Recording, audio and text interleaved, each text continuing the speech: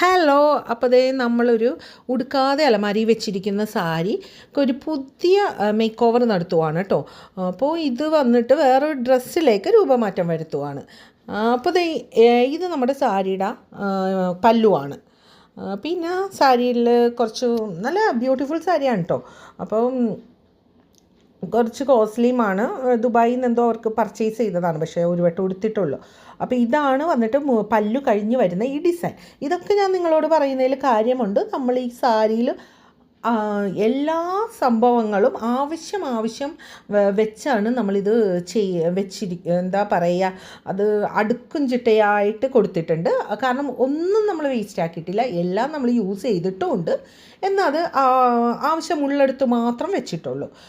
അപ്പം ഞാൻ എക്സ്പ്ലെയിൻ ചെയ്ത് തരാം. അപ്പോൾ ഇത് നമ്മൾ ടോപ്പ് പോർഷനിലേക്ക് വാങ്ങിച്ച ലൈനിങ് ആണ്. ഇത് കോട്ടൺ എടുത്തിട്ടുണ്ട്. പിന്നെ താഴത്തെ പോർഷനിലേക്ക് ഞാൻ ക്രേപ്പാണ് പറഞ്ഞത് കേട്ടോ. അപ്പോൾ ദേ ഈ കാണുന്ന താഴത്തെ ബോർഡർ നമ്മൾ എടുക്കുന്നുണ്ട്.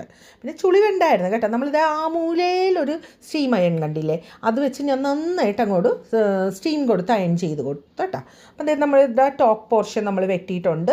അതിൽ വന്ന് സ്ലീവിൽ നമ്മളൊരു കുഞ്ഞ് പഫ് സ്ലീവാണ് ഡിസൈൻ മനസ്സിൽ വിചാരിച്ചിരിക്കുന്നത്.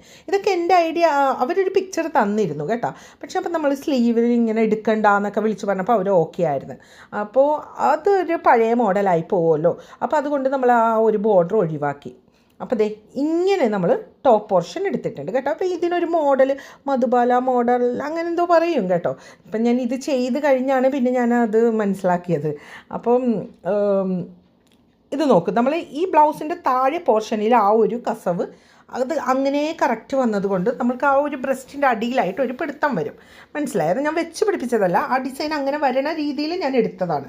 പിന്നെ ഈ ഫ്ലവർ വന്ന ഡിസൈൻ അങ്ങനെ കറക്റ്റായിട്ട് എടുത്തിട്ട് ഉള്ളിലെ നെക്ക് പോർഷനിൽ അത് ആഡ് ചെയ്ത് കൊടുത്ത്. അപ്പോൾ ബാക്ക് പോർഷനിൽ നമ്മൾ സിബ് വെച്ചിരിക്കുന്ന ഇൻവിസിബിൾ സിബാണ്. അതേപോലെ തന്നെ ആ ഒരു ഡിസൈൻ വരത്തക്ക രീതിയിൽ കറക്റ്റായിട്ട് അറേഞ്ച് ചെയ്താണ് ബാക്ക് പോർഷന് മുറിച്ചിരിക്കുന്നത് കേട്ടോ.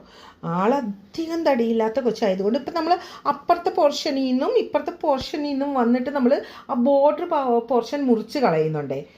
അപ്പോൾ ദേ ഇതാണ് അവർ തന്ന മോഡൽ കേട്ടോ. അപ്പം നിങ്ങൾ പറയൂ കേട്ടോ, അതെ നമ്മൾ ചെയ്ത ഈ ഫൈനൽ ലുക്ക് എങ്ങനെയുണ്ട്, നിങ്ങൾക്ക് ഇഷ്ടമായോ, അവർ മോഡൽ തന്നതുപോലെ തന്നെ ആയോ? അപ്പോൾ ഇഷ്ടപ്പെട്ടെങ്കിൽ ഒരു ലൈക്ക്. അപ്പോൾ പിന്നെ സബ്സ്ക്രൈബ് ചെയ്യണ കാര്യം നിങ്ങൾ പറയണ്ടല്ലോ, നിങ്ങൾ ചെയ്യുമല്ലോ അല്ലേ. അപ്പോൾ താങ്ക്